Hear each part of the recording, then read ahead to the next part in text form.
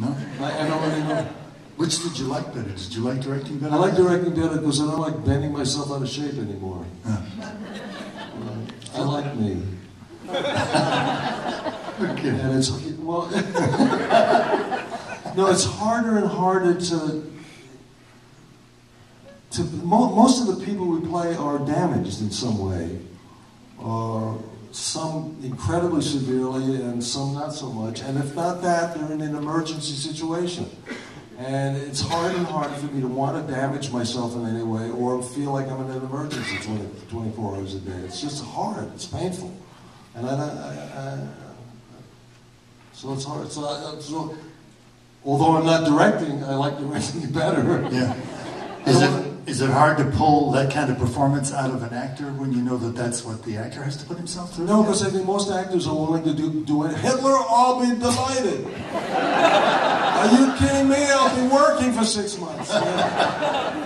Marquis de Sade, my kind of thing. Yeah, baby. Most actors, I mean, I've heard actors say that. They don't want to grow and develop as people, or they don't want to open themselves up to their positive side because they're afraid it will damage their ability to play horrible people. Interesting. I mean, I've heard people actually say that. You have to suffer to be an artist. Well, not just suffer to be an artist, but keep that your instrument open to all the possibilities there are, which is fine, I guess. But I don't want to open myself to those possibilities anymore. There's a great story.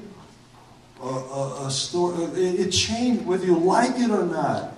In this culture we live in, which is where all the acting is naturalistic or this far away from it, it affects your emotional life. It cannot not affect your emotional life. Like I'm a friend of Carol Burnett's who told me once that she had an experience with Thelma Moss at UCLA where they experimented with the Curlian aura. And if you don't know about that, they would put their hands on a plate, and they would, if you change your emotion, they would see your aura changing around on this specific plate. They had to look at the aura around your energy field, or whatever you want to call it. And Carol told me that Thelma Moss asked her to just keep her hands still on the plate and to keep her body still as much as she could, and then just to think of herself as the different characters she was playing. She played on her show, on the television show.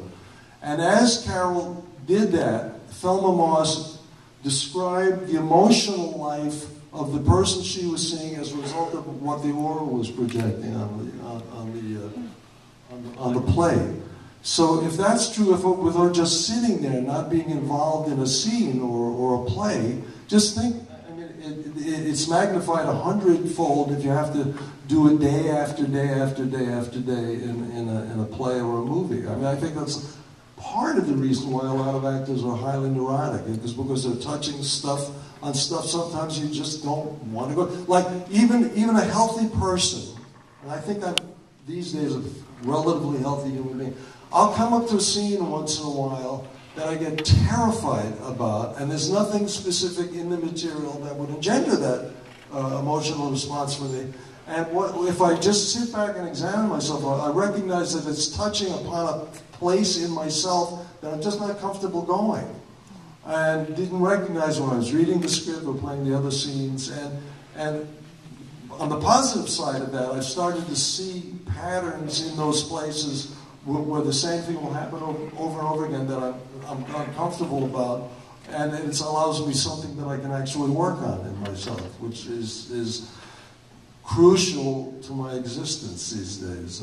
I don't want to just walk around. Was it difficult for you to wait until dark? Yeah, it was a nightmare. It was horrible. I mean, I'd never played a heavy before, and I loved Audrey Hepburn. She's just the dearest, sweetest person, and terrorizing. It just was horrible. It was just, I was unhappy for the entire time I was shooting. And I talked to Andy Garcia about that once, and he said, "Yeah," he said, "we call it the bad guy blues." So it's bad guy blues. Yeah, so it's apparently something that wasn't just part of my experience. It's hard not to take it. You can't. It gets into you. Yeah, you can't in this culture in the way we work. But every culture doesn't work this way.